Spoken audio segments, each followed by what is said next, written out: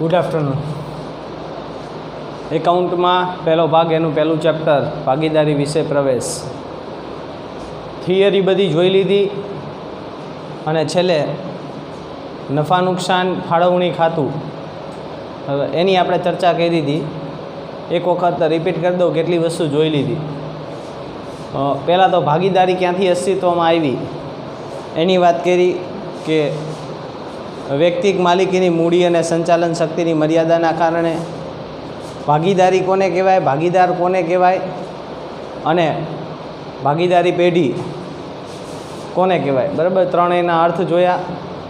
લક્ષણો, એક તો કરારથી અસ્તિત્વમાં આવે. કરાર લેખિત અથવા મૌખિક હોઈ શકે, પણ લેખિત રાખવો વધુ ઈચ્છનીય છે. સભ્ય સંખ્યા ઓછામાં ઓછી 2 અને કંપની ધારા 2013 પ્રમાણે 100થી વધે નહીં, પણ સરકાર જે નક્કી કરે તે મુજબ. અને સરકારે 2014ના નિયમમાં 50 નક્કી કરેલ છે. એક ભાગીદાર બીજા ભાગીદારનો શું હોય, પ્રતિનિધિ અથવા એજન્ટ હોય. દરેક ભાગીદારોની જવાબદારી કેવી હોય, અમર્યાદિત હોય. બરાબર, નફાનો હેતુ હોય, કાયદેસરનો ધંધો હોય. બરાબર, આ બધા એના લક્ષણોની વાત કરી. પછી કરારનામું વાત કરી. વહીવટી બંધારણ, ભાગીદારો વચ્ચે જે લેખિત સ્વરૂપે થાય છે, ભાગીદારો વચ્ચે જે લેખિત સ્વરૂપે કરાર થાય એને કરારનામું કહેવાય. કરારનામું એ ભાગીદારી પેઢીનું વહીવટી બંધારણ છે. બરાબર, કરારનામામાં કઈ કઈ વિગતનો સમાવેશ થાય એની ચર્ચા કરી. જો લેખિતમાં કરારનામું કરવામાં ન આવે, મોસ્ટ આઈએમપી પોઈન્ટ, જો લેખિતમાં કરારનામું કરવામાં ન આવ્યું હોય તો કાયદાની જોગવાઈ શું કહે છે, તો નફો નુકસાન સરખા ભાગે વહેંચાય. મૂડી પર વ્યાજ કે ઉપાડ પર વ્યાજ ગણાય નહીં. કોઈ ભાગીદારને પગાર, બોનસ, કમિશન કે મહેનતાણું આપવામાં આવતું નથી. જો કોઈ ભાગીદારે પેઢીને લોન આપી હોય, જો કોઈ ભાગીદારે પેઢીને લોન આપી હોય તો તેના પર વાર્ષિક 6% લેખે વ્યાજ ગણાય. દરેક ભાગીદારે મૂડી લાવવી ફરજિયાત નથી. અને જો કોઈ ભાગીદારે પેઢી માટે વ્યાજબી ખર્ચ કર્યો હોય તો એને મેળવવાનો અધિકાર છે. બરાબર, આટલી વાત કરી હતી. પછી છેલ્લે એક નફા નુકસાન ફાળવણી ખાતું જોયું હતું. બરાબર, નફા નુકસાન ફાળવણી ખાતામાં યાદ આવતું હોય તમને તો હું થોડું કહી દઉં, કદાચ લખેલું પણ હશે, જોતા જાવ એમાં. તો આ બાજુ ચોખ્ખો નફો, ચોખ્ખી ખોટ, ક્યાંથી લાવ્યા હોય આ બેમાંથી ગમે એક, નફા નુકસાન ખાતામાંથી. પછી અહીંયા મૂડી પર વ્યાજ, અહીંયા ઉપાડ પર વ્યાજ. પછી ભાગીદારનો પગાર, બોનસ, કમિશન અને મહેનતાણું. ચાલુ ખાતાની જમા બાકીનું વ્યાજ, ચાલુ ખાતાની ઉધાર બાકીનું વ્યાજ, વહેંચણી પાત્ર નફો અને વહેંચણી પાત્ર ખોટ. આટલી વસ્તુ જે છે એ નફા નુકસાન ફાળવણી ખાતામાં હતી. હવે વાત કરી મૂડી ખાતાની. મૂડી ખાતા તો ભાગીદારીની અંદર મૂડી ખાતા રાખવાની મુખ્ય 2 પદ્ધતિ છે. ભાગીદારીમાં મૂડી ખાતા રાખવાની કેટલી પદ્ધતિ છે? 2. હવે ભાગીદારીમાં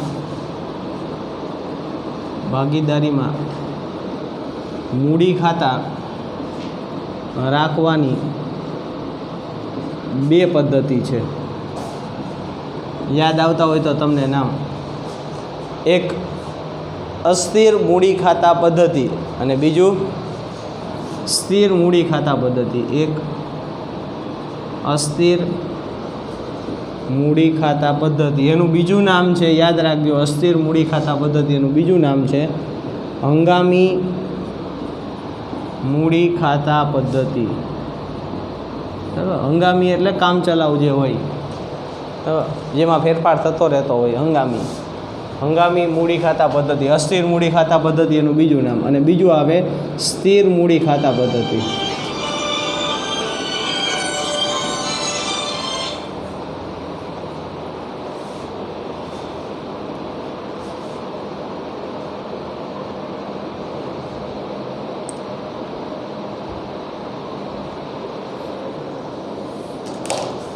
સ્થિર મૂડી ખાતા પદ્ધતિ એનું બીજું નામ છે કાયમી મૂડી ખાતા પદ્ધતિ. બેના નામ ખાસ યાદ રાખજો. કાયમી મૂડી ખાતા પદ્ધતિ. મૂડી ખાતા રાખવાની કેટલી પદ્ધતિ? 2.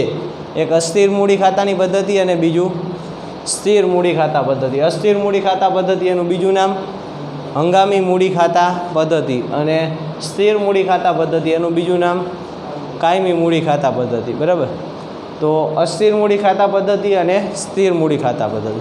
એમાં પહેલાં વાત કરીએ આપણે અસ્થિર મૂડી ખાતા પદ્ધતિ.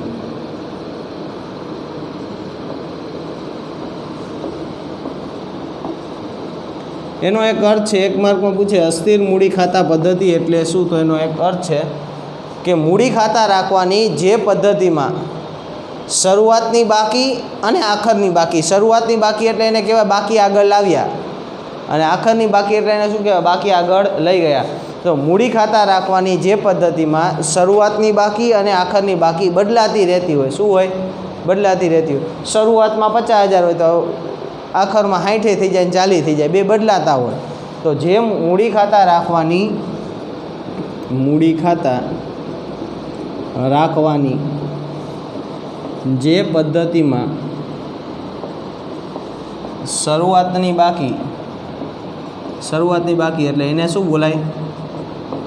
બા લાવ્યા.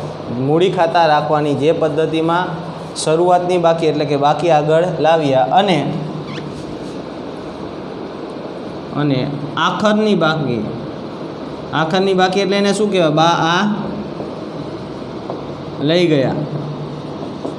બરાબર. સરખી રહેતી ન હોય, અથવા તો શું લખી શકાય? બદલાતી રહેતી હોય. શું થાય? બદલાતી રહેતી હોય. સરખી રહેતી ન હોય તો તેવી પદ્ધતિને અસ્થિર મૂડી ખાતા પદ્ધતિ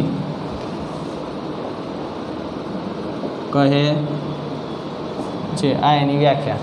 તમારે ખાલી એટલું જ યાદ રાખવાનું છે કે બા લાવ્યા અને બા લઈ ગયા સરખી રહેતી ન હોય તો એને શું કહેવાય? કેમાં બદલાતી રહે એવું પૂછે. કયા મૂડી ખાતામાં શરૂઆતની બાકી ને આખરની બાકી બદલાતી રહે? તો શેમાં બદલાતી રહે? અસ્થિર મૂડી ખાતા પદ્ધતિમાં. કઈ પદ્ધતિમાં?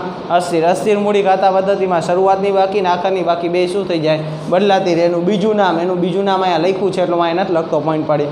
બીજું નામ એનું શું છે?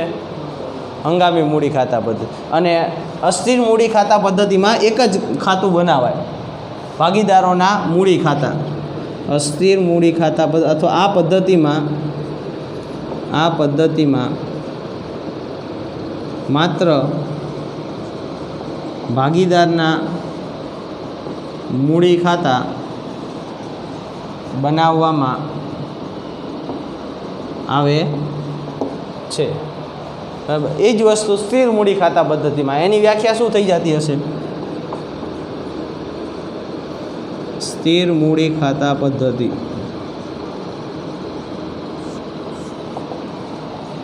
શું થઈ જાય? મૂડી ખાતા રાખવાની જે પદ્ધતિમાં શરૂઆતની બાકી એટલે કે બા લાવ્યા અને આખરની બાકી એટલે એને શું કહેવાય? બા લઈ ગયા. આમાં સરખી રહેતી ન હોય એની જગ્યાએ શું શબ્દ શું આવે? સરખી રહેતી હોય. જો આ અસ્થિર એનો મતલબ શું થાય? સરખી ન રહે. અને સ્થિરનો મતલબ શું થાય? સરખી રહે. સ્થિરમાં બે શરૂઆતની બાકી ને આખરની બાકી બે કેવી હોય? સમાન જ હોય. જનરલી કેસમાં, અપવાદરૂપ કેસમાં ક્યારેક બદલાય, બાકી જનરલી શરૂઆતની બાકી ને આખરની બાકી શું રહે? સરખી રહે. એને શું કહેવાય? સ્થિર મૂડી ખાતા પદ્ધતિ. અને બદલાતી રહે તો એને શું કહેવાય? સ્થિર રહેતો સ્થિર મૂડી ખાતા પદ્ધતિ. અને બદલાતી રહેતો મગજમાં એટલું જ રાખવાનું, અસ્થિર મૂડી ખાતા પદ્ધતિમાં એક જ ખાતું બનાવાય, ભાગીદારના મૂડી ખાતા. બરાબર. આની વ્યાખ્યા શું થશે? સ્થિર મૂડી ખાતા પદ્ધતિ. એનું બીજું નામ શું થાય? કાયમી મૂડી ખાતા પદ્ધતિ. અને શું થશે? મૂડી ખાતા રાખવાની જે પદ્ધતિમાં શરૂઆતની બાકી એટલે એને શું કહેશું આપણે? શરૂઆતની બાકી એટલે બા લાવ્યા અને આખરની બાકી એટલે એને શું કહેશું? બા લઈ ગયા. શું રહે? સરખી રહેતી હોય અથવા તો સ્થિર રહેતી હોય. આમાં સરખી રહેતી ન હોય અને આમાં ખાલી સરખી રહેતી હોય તો તેવી પદ્ધતિને સ્થિર મૂડી ખાતા પદ્ધતિ કહે છે. થઈ ગયું એક આખી બેની. એકમાં સરખી ન રહે અને બીજામાં સરખી રહે. કોણ? બા આ લાવ્યા અને બા આ લઈ ગયા. એકમાં બા આ લઈ ગયા સરખી ન રહે અને બીજામાં બા આ લઈ ગયા સરખી રહે. ખાસ ધ્યાન રાખજો, સ્થિર મૂડી ખાતા પદ્ધતિમાં બે ખાતા બનાવાય. એક ભાગીદારના ચાલુ ખાતા અને બીજું ભાગીદારના મૂડી ખાતા. બે ખાતા બનાવાય. આ પદ્ધતિમાં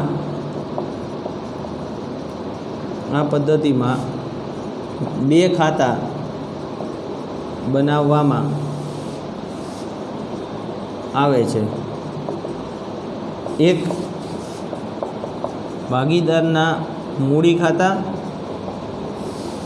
બીજું ભાગીદારના ચાલુ ખાતા. આમાં ખાલી મૂડી ખાતું એક જ બનાવાય. આમાં શું હોય? મૂડી ખાતું બનાવવાનું અને કયું ખાતું બનાવવાનું? ચાલુ ખાતું બનાવવાનું. બરાબર. ફરીથી વાત કરી મૂડી ખાતા. મૂડી ખાતા રાખવાની કેટલી પદ્ધતિ? બે. કઈ? સ્થિર અને અસ્થિર. સ્થિર અને અસ્થિર. અસ્થિર મૂડી ખાતા પદ્ધતિનું બીજું નામ એક વાક્યમાં પૂછાય, હંગામી મૂડી ખાતા પદ્ધતિ. પછી સ્થિર મૂડી ખાતા પદ્ધતિનું બીજું નામ કાયમી મૂડી ખાતા પદ્ધતિ. અસ્થિર મૂડી ખાતા પદ્ધતિ. મૂડી ખાતા રાખવાની જે પદ્ધતિમાં શરૂઆતની બાકી અને આખરની બાકી શું થતું હોય? સરખી રહેતી ન હોય તો એને શું કહેવાય? અસ્થિર મૂડી ખાતા પદ્ધતિ. અસ્થિર મૂડી ખાતા પદ્ધતિમાં કેટલા ખાતા બનાવાય? એક જ તે. કયું? ભાગીદારના મૂડી ખાતા. સ્થિર મૂડી ખાતા પદ્ધતિ એટલે શું? મૂડી ખાતા રાખવાની જે પદ્ધતિમાં બાકી આગળ લાવ્યા અને બાકી આગળ લઈ ગયા સરખી રહેતી હોય તો એને શું કહેવાય? સ્થિર મૂડી ખાતા પદ્ધતિ. અને સ્થિર મૂડી ખાતા પદ્ધતિમાં બે ખાતા બનાવાય. કયા કયા?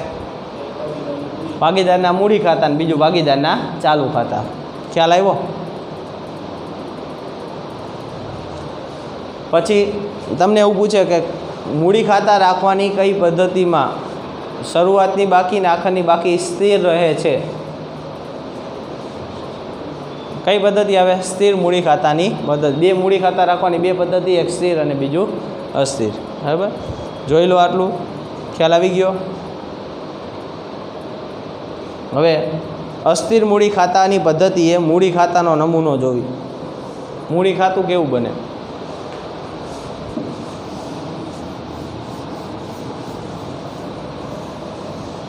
કઈ પદ્ધતિની વાત કરું છું પહેલાં? અસ્થિર મૂડી ખાતાની પદ્ધતિ.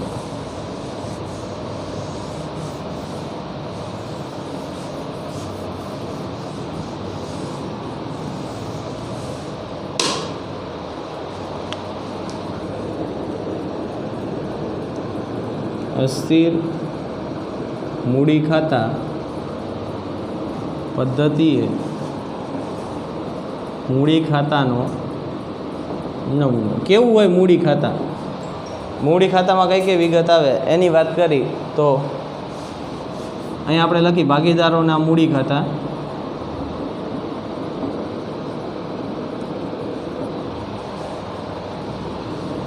આપણને યાદ હોય તો તમે જો રેગ્યુલર લેક્ચર અટેન્ડ કરતા હોય તો પુનર્ગઠન ચેપ્ટર જે ભણ્યા બરાબર એની અંદર મૂડી ખાતું બનાવ્યું હતું.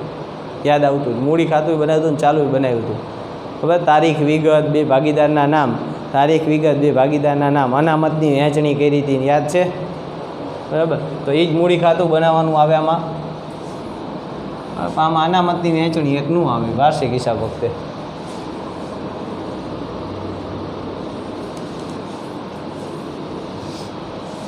આ બાજુ ઉધાર કહેવાય. કયા ખાના પડે? પહેલું ખાનું એક તારીખ, બીજું આવે વિગત, પછી જેટલા પણ ભાગીદાર હોય એટલા ભાગીદારના ખાના આવે. એ અને બી બે ભાગીદાર હોય તો એક એ અને બીજું બી, પછી પાછું તારીખ, પછી વિગત અને જેટલા પણ ભાગીદાર હોય એ ભાગીદારના ખાના આવે. એ હોય તો એ અને બી હોય તો બી. એ અને બી. અને કઈ બાજુ કહેવાય? જમા બાજુ. તારીખ વિગત એ બી, તારીખ વિગત એ બી એટલે રામશ્યામ હોય તો રામશ્યામ. બરાબર. જે પણ નામ હોય અને ત્રણ ભાગીદાર હોય તો ત્રણ ખાના બને. શરૂઆત મૂડીથી થાય હંમેશા. ક્યાંથી થાય? મૂડીથી. શરૂઆતની મૂડી.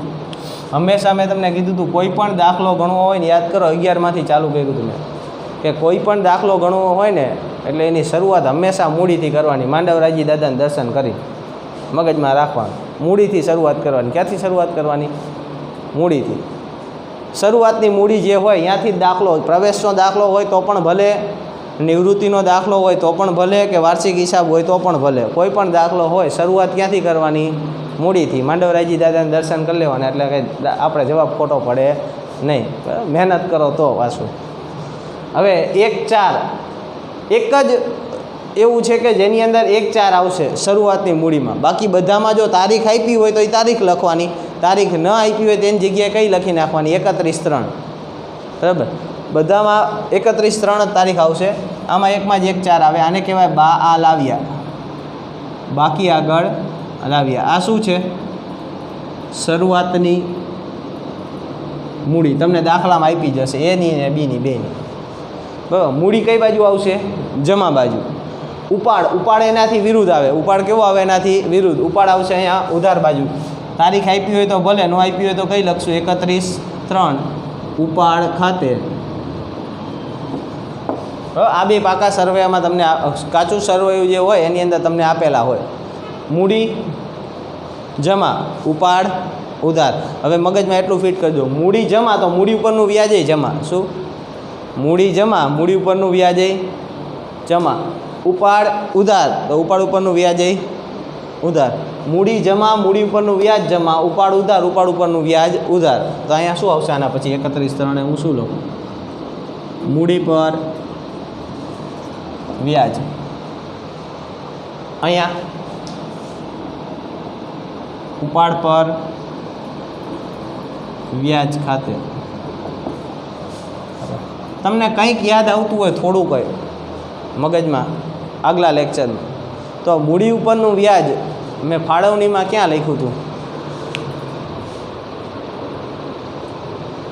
ફાળવણી ખાતું બનાવ્યું તેમાં મૂડી ઉપરનું વ્યાજ યાદ કરો. ચોખ્ખો નફો, ચોખ્ખી ખોટ, મૂડી ઉપર વ્યાજ, ઉપાડ પર વ્યાજ. મૂડી પર વ્યાજ ત્યાં ક્યાં હતું? ઉધાર. ફાળવણીમાં શું થઈ જાય? ઉધાર. ભાગીદારના મૂડી ખાતે શું થાય? જમા. નો યાદ હોય તો બેમાંથી એક સિસ્ટમ યાદ રાખો. મૂડી ખાતામાં યાદ રાખો કે મૂડી ખાતામાં મૂડી ઉપરનું વ્યાજ શું થવાનું? જમા. અહીંયા જમા થાય તે ફાળવણીમાં ક્યાં જવાનું? ઉધાર. અને ઉપાડ ઉપરનું વ્યાજ યાદ આવતું, આ ઉધાર છે તો ઉપાડ ઉપરનું વ્યાજ શું થવાનું? જમા. જમા છે એ ઉધાર થશે, ઉધાર છે એ શું થશે? બેમાંથી એક એન્ટ્રી યાદ રાખવાની. દાખલા તરીકે તમે યાદ રાખ્યું મૂડી અને મૂડી ઉપરનું વ્યાજ જમા, તો મૂડી ઉપરનું વ્યાજ અહીંયા જમા થયું, અહીંયા જમા થયું તો ફાળવણીમાં ક્યાં થવાનું?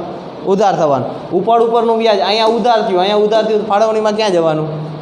જમા. મેં કીધું તું ક્રોસ એન્ટ્રી યાદ રાખવાની. બરાબર? મૂડી પર વ્યાજ અહીંયા જમા, ફાળવણીમાં ઉધાર. અહીંયા આ ઉપાડ ઉપર વ્યાજ ઉધાર છે, ઓલી બાજુ જમા. બરાબર? હજી એક વસ્તુ મેં ફાળવણીમાં ઉધાર લખી હતી, યાદ આવતી હોય તો. ફાળવણીમાં એક વસ્તુ ઉધાર લખી હતી, અહીંયા આવશે. ભાગીદારનો ગુડ. ભાગીદારનો પગાર, બોનસ, કમિશન કે મહેનતાણું. પણ કોનું હોવું જોઈએ? કોનું હોવું જોઈએ? ભાગીદારનો. બરાબર? બીજા કોઈનો નહીં. ખાલી પગાર, બોનસ, કમિશન હોય તો નહીં. ભાગીદારનો પગાર હશે, ભાગીદારનો બોનસ હશે, ભાગીદારનું કમિશન હશે તો અહીંયા આવશે. બરાબર? જેનું હોય એનું હોય તો એ, ને બી હોય તો બી. અસ્થિર મૂડી ખાતા પદ્ધતિ છે એટલે ચાલુ ખાતાનું નામ આવે નહીં, એટલે અહીંયા ચાલુ ખાતાની કોઈ એન્ટ્રી આવશે નહીં. થઈ ગયું પૂરું? બરાબર? હવે આના સિવાય આની અંદર કાંઈ આવે નહીં, તોય માણા નગરું લાગે. આટલી જ વસ્તુ, આની સિવાયની કોઈ એન્ટ્રી તમારે આમાં આપવાની થતી નથી. બરાબર? પણ આટલી આવડવી જોઈએ. આવડે આટલી? બીજી વાત કહી દઉં. લોન, ભાગીદારની લોન હોય કે લોન ઉપરનું વ્યાજ હોય, જોજો બીવડાવશે દાખલામાં. બોલું એ સાંભળજો. લોન હોય કે લોન ઉપરનું વ્યાજ હોય એ ફાળવણીમાંય નહીં આવે કે નહીં ભાગીદારના મૂડી ખાતામાંય આવે. એ નફા નુકસાન ખાતામાં જાય ને પાકા સર્વેમાં જાય. એ તમારે નડશે નહીં. કોણ? ભાગીદારની લોન અથવા તો લોન ઉપરનું વ્યાજ. જ્યારે તમારે ખાલી ફાળવણી ખાતું અને મૂડી ખાતું બે જ બનાવવાના હોય તો આપણને એટલી ખબર પડે કે લોનનું વ્યાજે નહીં આવે અને લોને નહીં આવે. શું નહીં આવે? ભાગીદારની લોન એ આમાં નહીં આવે કે લોન ઉપરનું વ્યાજ પણ આમાં આવશે નહીં. ખ્યાલ આવ્યો આની અંદર? હજી એક વસ્તુ આની અંદર આવશે આપણે 31(3) શું આવશે અહીંયા? વહેંચણી પાત્ર નફો ફાળવણીમાંથી હોય એ વહેંચણી પાત્ર નફો અહીંયા, અને ખોટ હશે તો ઉધાર બાજુ. એમાં શું મોટી વાત છે? વહેંચણી પાત્ર ખોટ. ખાતું શું કરી દે? બંધ. આ બાજુનો ટોટલ કરી અને આ બાજુ લાવો. અહીંયા જે પણ ગેપ વધે આને શું કહેવાય? આ લઈ ગયા. અને કઈ બાકી કહેવાય? આખરની બાકી 31(3). બરાબર? એટલે મૂડી ખાતું શું થઈ ગયું? પૂરું. બરાબર? દોરી લેજો.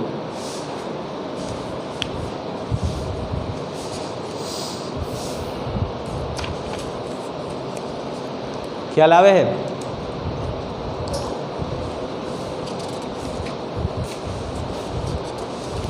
ઓકે. જો હવે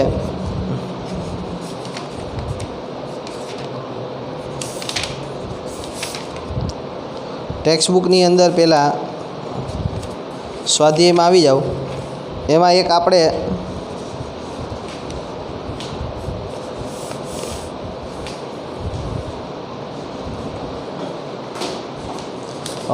જે કયા કયા વ્યવહારો ન લખાય બરાબર એની માટેનો એક દાખલો છે.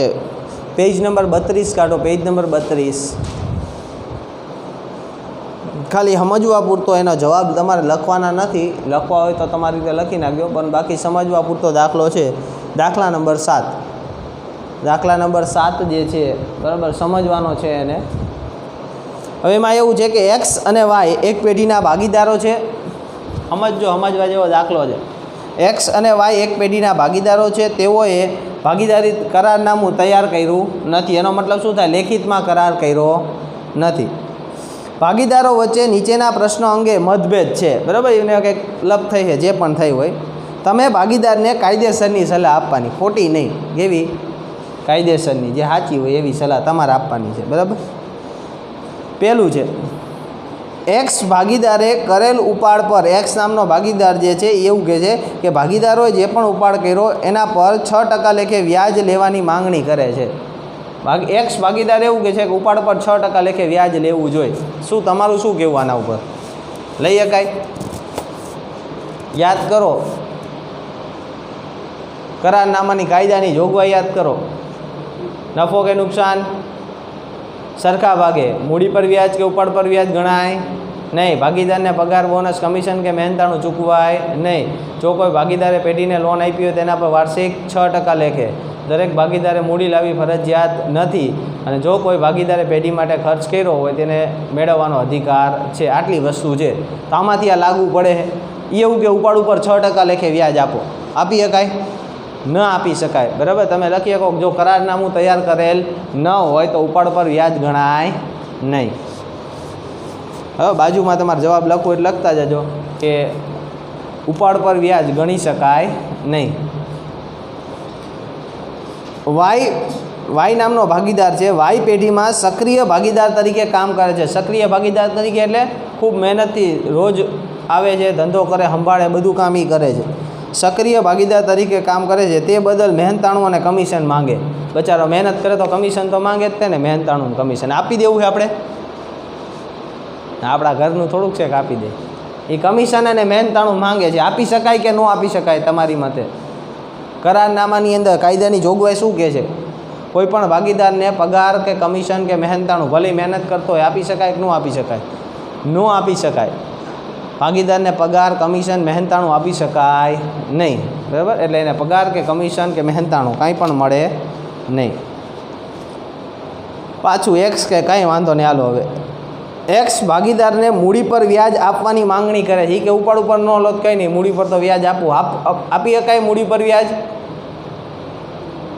ન આવે. ઉપાડ ઉપર ન આવે તો શેના ઉપર ન આવે? મૂડી ઉપર ન આવે. બરાબર? એટલે એ પણ મૂડી પર વ્યાજ ચૂકવી શકાય નહીં. હવે ખાસ ધ્યાનથી સાંભળજો. એક્સ દ્વારા પેઢીને એક્સ દ્વારા પેઢીને, એક્સ એટલે ભાગીદાર, એના દ્વારા પેઢીને, ભાગીદારે પેઢીને 20,000 લોન તરીકે ધીરવામાં આવેલા છે. એક્સે પેઢીને 20,000 લોન પર ધીરવામાં આવે છે. તે લોન પર વ્યાજની માંગણી કરે. આપી શકાય વ્યાજ? ભાગીદારે પેઢીને લોન આપી છે તેના ઉપર વ્યાજ આપી શકાય? આપી શકાય. કેટલું? પણ વાર્ષિક 6% લેખે. કેટલું? વાર્ષિક 6% લેખે. અને વ્યાજ મળે લખી શકાય. આપ પૂછી શકે એક માર્કમાં પણ કે એક્સ નામના ભાગીદારે પેઢીને 20,000ની લોન આપી છે અને એ લોન ઉપર વ્યાજની માંગણી કરે છે. આપી શકાય? હા, આપી શકાય, પણ વાર્ષિક 6% લેખે. કેટલું? વાર્ષિક 6% લેખે આપી શકાય. પાંચમું, વાયને પેઢીએ 25,000ની લોન આપેલી છે. કોને? વાયને પેઢીએ ભાગીદારને લોન આપી છે. પેઢીએ કોને આપી છે? ભાગીદારને લોન આપી છે. એક્સ લોન પર વ્યાજ વસૂલવાનું કહે છે.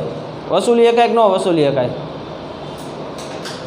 પેઢી ભાગીદારને લોન આપે, સમજો મેં તમને વારંવાર શબ્દ બોલ્યો તો, પેઢી ભાગીદારને લોન આપે તો એના ઉપર વ્યાજ લઈ શકાય નહીં. ભાગીદાર પેઢીને લોન આપે તો એના ઉપર વ્યાજ આવે, પણ પેઢી ભાગીદારને લોન આપે છે તો એના ઉપર વ્યાજ ગણી શકાતું નથી. તો એમ લખી શકાય કે આના પર વ્યાજ ગણી શકાય નહીં. છેલ્લું, બહુ મહત્ત્વનું, એક્સ પેઢીના નફાની વહેંચણી ભાગીદારોની મૂડીના પ્રમાણમાં વહેંચવાનું કહે છે. એક્સ એવું કહે કે ભાઈ આપણે મૂડીના પ્રમાણમાં નફો નુકસાન વહેંચાય. મૂડીના પ્રમાણમાં વહેંચાય. કયા પ્રમાણમાં વહેંચાય? સરખા ભાગે. નફો કે નુકસાન કેવી રીતે વહેંચાશે? યાદ કરો પહેલો જ પોઈન્ટ. કેવી રીતે વહેંચાય? સરખા ભાગે. તો આમાં પણ લખી શકાય કે મૂડીના પ્રમાણમાં વહેંચી શકાય નહીં. નફો કે નુકસાન સરખા ભાગે વહેંચવું પડે. ખ્યાલ આવ્યો? ઓકે. જો હવે 8મો દાખલો છે, ગણી જ નાખી, વાંધો નહીં આવે, ગણાઈ જશે. દાખલા નંબર 8 જોતા જાઓ.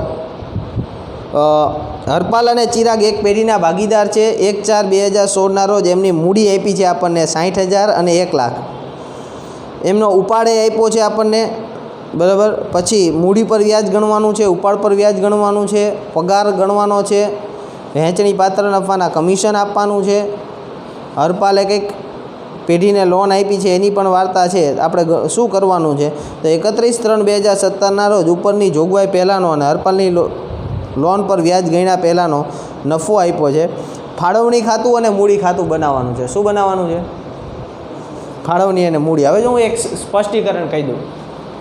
ચેપ્ટર નંબર 1 માટે આ દાખલો કંઈ મહત્ત્વનો નથી.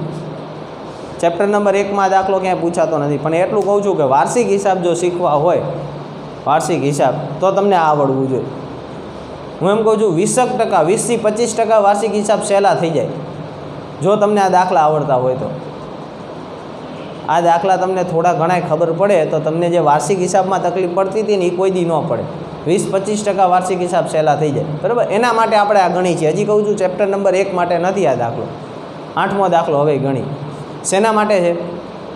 વાર્ષિક હિસાબ માટે થઈ, બરાબર. એટલે આપણને થોડીક ખબર પડે વાર્ષિક હિસાબમાં. પ્રવેશ નિવૃત્તિમાં પણ તમને ખબર પડશે આવા દાખલામાં આવડતા હશે. 2 ખાતા બનાવવાના છે. મારી હારવાર થોડીક સ્પીડમાં બનાવી નાખો. હારવાર એન્ટ્રી આપતા રહો એટલે તમને ખ્યાલ આવે.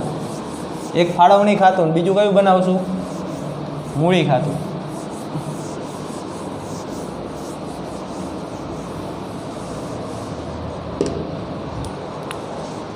અને લખી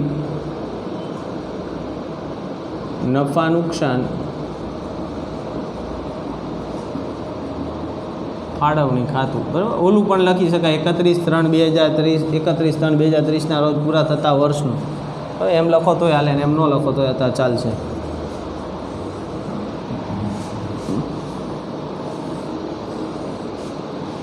કયા કયા ખાના પડે આમાં? એક તો વિગત, રકમ, વિગત અને રકમ. ઓકે, આ આપણું ફાળવણી ખાતું થઈ ગયું. હવે ભાગીદારના મૂડી ખાતા. દોરી જ નાખો મારી હારોહાર, નવરા ન બેવો. અમુક ખાવ નવરા બેઠા હજી.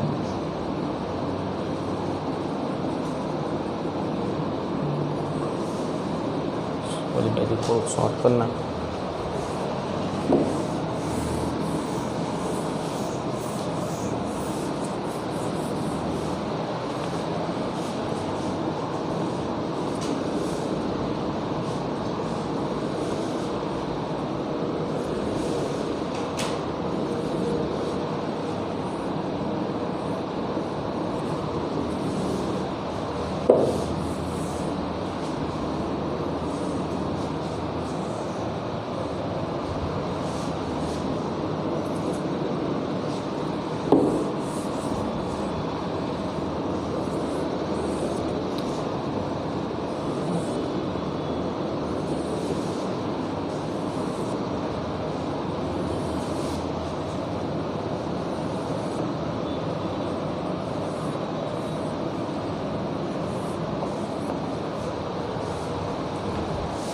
વિગત રકમ અહીંયા ઉધાર જમા વિગત રકમ તારીખ ઉધાર વિગત બે ભાગીદારના નામ બે ભાગીદારમાં કોણ કોણ છે તો હરપાલ અને ચિરાગ તો અહીંયા હરપાલ ચિરાગ તારીખ વિગત હરપાલ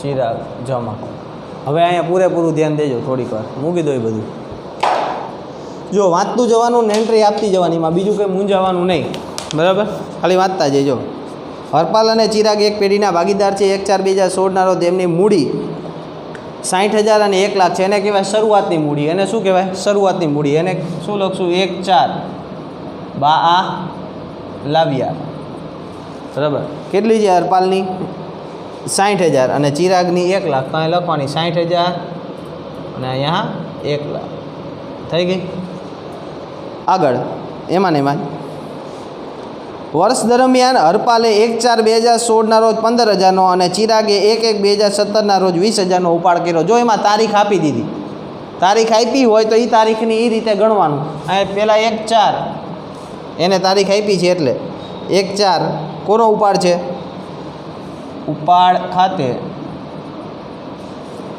1/4 ઉપાડ ખાતે હરપાલે 15,000 તો હરપાલના ખાનામાં 15,000 પછી ઓલાએ બીજી તારીખે કર્યો છે તો નીચે લખવાનો એનો જ તે કઈ તારીખે છે 1/1 ઉપાડ ખાતે બે અલગ અલગ તારીખે કર્યો છે એટલે અલગ અલગ લખું છું ઉપાડ ખાતે કેટલા રૂપિયાનો 20,000 સાનો 20,000 મૂડી આવી ગઈ ઉપાડ આવી ગયો બે વસ્તુ આવી ગઈ બેની એક એન્ટ્રી જોઈએ મૂડી ઉપાડની હંમેશા બરાબર હવે શું છે જો કરારનામાની જોગવાઈ છે પહેલાં મૂડી પર વાર્ષિક 12% લેખે વ્યાજ ગણવાનું મૂડી ઉપરનું વ્યાજ પહેલાં મગજમાં બેહાડો ક્યાં આવે એન્ટ્રી ક્યાં આવે મૂડી ઉપર વ્યાજની યાદ કરો મૂડી ઉપરનું વ્યાજ મૂડી ખાતામાં જમા બાજુ ફાળવણીમાં ઉધાર બાજુ મૂડીમાં જમા ફાળવણીમાં ઉધાર તો અહીં આપણે લખીએ 31/3 મૂડી પર વ્યાજ ખાતે કેટલા ટકા છે 12% તો 60,000ના 12% કરો 60,000ના 7200 અને 1 લાખના 12% 12,000 આ બેયની બીજી અસર ક્યાં લખું ફાળવણીમાં ઉધાર બાજુ કેવી રીતે લખાય જો ધ્યાન રાખજો અહીં ઉપર એક લીટીની જગ્યા મૂકી દેવાની પછી લખવાનું મૂડી પર વ્યાજ હરપાલ ચિરાગ એમાં હરપાલનું આવશે 7200 અને ચિરાગનું આવશે 12,000 બેનો ટોટલ કરી નાખો 19,000 21,200 કે 19,200 19,200 રૂપિયા ગણાઈ ગયું મૂડી ઉપર વ્યાજ ઉપાડ પર વાર્ષિક 9% લેખે હવે ઉપાડ પર વ્યાજ જો બેયનું અલગ અલગ છે બેયનું ભેગું ગણ નાખી કેવી રીતે ગણાય હવે સમજો અહીંયા ધ્યાન દેજો 31/3 ઉપાડ પર વ્યાજ ભાગીદારના મૂડી ખાતાની ઉધાર બાજુ ફાળવણીમાં જમા બાજુ આને 1/4 ઉપાડ કર્યો છે આને 1/4 એટલે એના ઉપર 12 મહિનાનું ગણાય ડાયરેક્ટ બરાબર તો 15,000ના 9% કરો 15,000ના 9%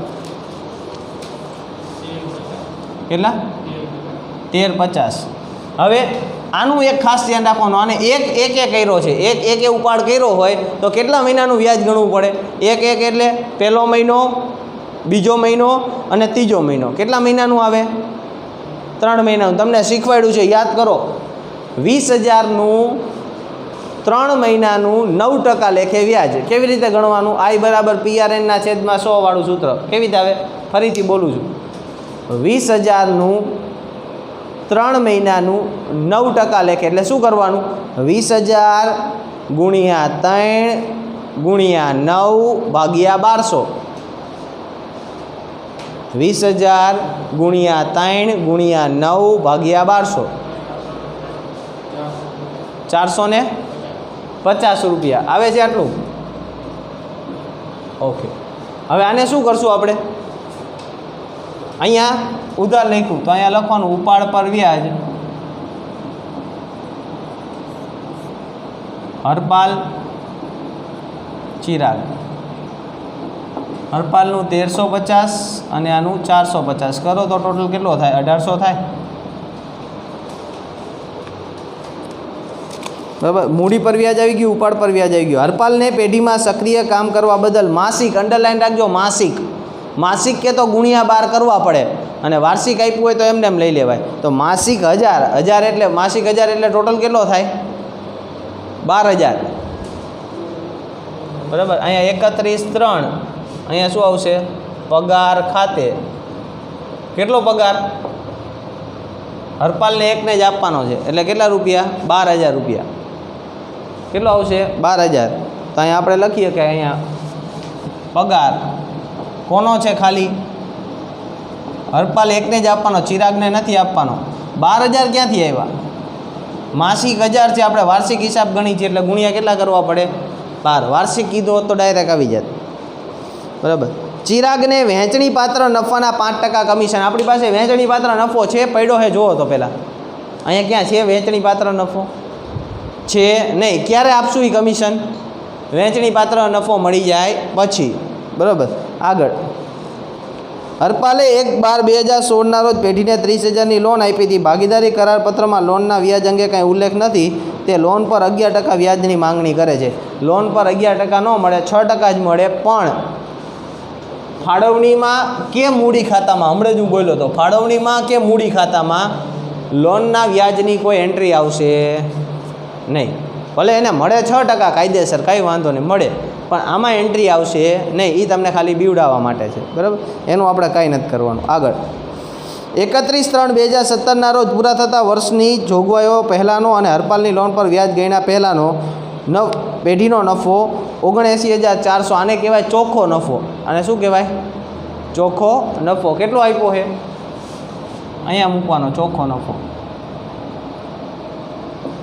79400 થઈ ગયા. એટલા ઓકે. હવે કંઈ બાકી રહેતું નથી. એક વસ્તુ બાકી છે. આપણે વહેંચણી પાત્ર નફાના 5% શું આપવાનું છે?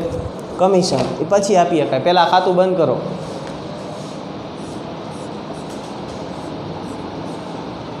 79400 અને પ્લસ 1800 81200. અહીંયા 81200. 81200માંથી 19200 અને 12000 બાદ કરી નાખો. કેટલું? 50000. 50000. હવે એના 5% કમિશન આપવાનું છે. પહેલાં કમિશન આપી દે, ગુણ્યા 5% કરો. કોનું કમિશન છે? કમિશન કોને આપવાનું છે? ચિરાગને. કેવી રીતે આવ્યું? 50000 આવ્યા હતા. 50000 ગુણ્યા 5%.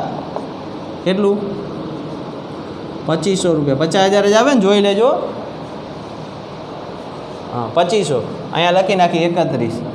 કમિશન કોનું કમિશન છે? આ ચિરાગનું 2500 રૂપિયા. હવે કેટલા વધ્યા? અહીંયા એ કહો તો હવે કેટલા વધ્યા? 50000માંથી 2500 તો વહી ગયા, ચિરાગને આપી દીધા. કેટલા વધ્યા? 47500. નફા નુકસાનનું પ્રમાણ અંદર ચેક કરો દાખલામાં. નફા નુકસાનનું પ્રમાણ કયું આપ્યું છે દાખલામાં? આને બોલાય વહેંચણી પાત્ર નફો. નફા નુકસાનનું પ્રમાણ ગોતો કેટલું આપ્યું છે. આપ્યું ક્યાંય? આપ્યું નથી. અને ન આપ્યું હોય તો નફો નુકસાન કેવી રીતે વેચાય?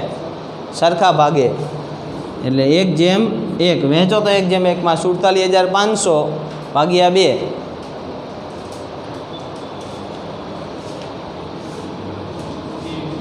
23,700. અહીંયા 23,750. આની બીજી એન્ટ્રી ક્યાં આવે? બીજી એન્ટ્રી અહીંયા 31/3 વહેંચણી પાત્ર નફો 23,750. 23,750 કરો ટોટલ આ બેનો. થોડીક ઉતાવળ રાખજો. 60, 7200, 12000 ને 23,750.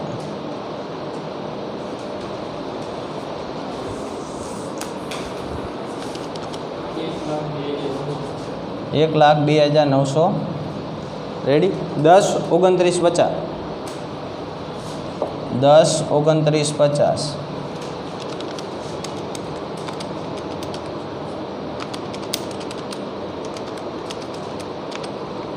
માઇનસ 15,000 ને માઇનસ 1350. અહીંયા 86,600. બરાબર. અહીંયા લઈ લઈએ આપણે 1,12,000 વત્તા 2500 વત્તા 23,750 એટલે અહીંયા આવશે 1,38,250. આવું આવે છે 1,38,250.